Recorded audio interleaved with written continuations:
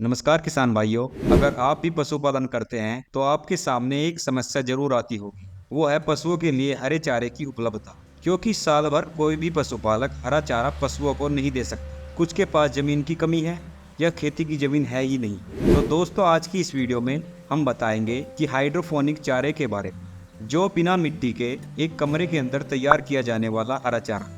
जी हाँ, बिल्कुल सही सुना आपने। इसे अपने घर पर कम जगह और कम पानी से तैयार कर सकते हैं और साल भर पशुओं के हरे चारे की व्यवस्था कर सकते हैं। इस वीडियो में हम स्टेप बाय स्टेप बताएंगे कि हाइड्रोपोनिक पाउडर कैसे तैयार किया जाता है। तो चलिए दोस्तों, शुरू करते हैं।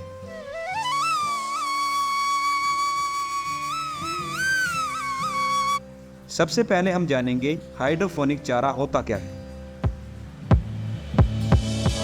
ये एक ऐसी तकनीक है जो बिना मिट्टी के केवल पानी की मदद से उगाई जाती है और हम इसकी मदद से अपने पशुओं को पूरे साल हरा चारा उपलब्ध करा सकते हैं। ये हाइड्रोपोनिक चारा उन पशुपालकों के लिए बहुत काम का है जिनके पास खेती के लिए जमीन नहीं है या पानी की समस्या है जिन क्षेत्रों में। तो ऐसे किसान बिना मौसम की परवाह किए किसी भी मौसम में इस चारे को उगा सकते हैं और ये 7 से 10 दिन के अंदर पशुओं को खिलाने के लिए तैयार भी हो जाता है। तो दोस्तों, अब हम जानेंगे हाइड्रोपोनिक चारे को उगाने की प्रोसेस क्या है। सबसे पहले हमें ज़रूरत होगी मटेरियल इकट्ठा करने की। तो पहले एक लोहे का ट्रे रखने के लिए स्ट्रक्चर बनवा लें या आप लकड़ी का भी बनवा सकते हैं। हम आपको कुछ वीडियो दिखा देते हैं, इस तरीके का आपको स्ट्रक्चर बनवा लेना है। फिर ज़रूरत होगी बीज की। किसी भी फसल के लिए सबसे ज़रूरी होता है बीज। अच्छा बीज बहुत ज़्यादा ज़रूरी है। तो इस चारे को उगाने के लिए हमें ज़रूरत होगी अंकुरित होने वाले अच्छे बीजों की, जैसे जौ, जई, मक्का या गेहूँ।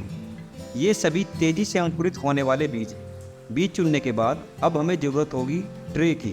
ये ट्रे ऐसी होनी चाहिए जिनमें पानी इकट्ठा ना हो।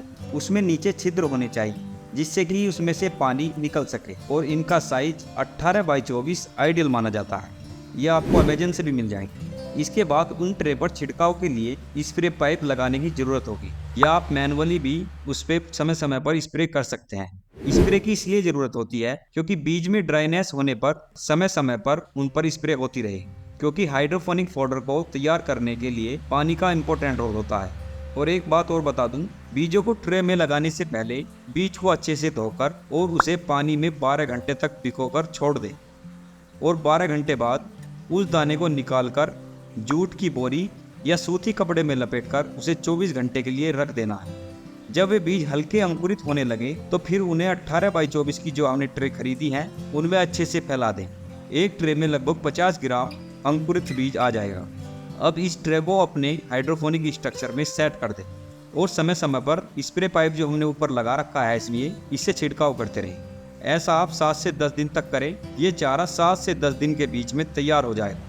इसे अपने पशु को खिला सकते हैं उसके बाद, क्योंकि ये चारा लगभग 8 दिन में पशु को खिलाने के लिए तैयार हो जाता है। अब इस चारे को अलग अलग करके पशु को खिलाना शुरू कर सकते हैं। ये हो गया आपका चारा तैयार। अब हम बात करेंगे हाइड्रोपोनिक चारे के फायदों।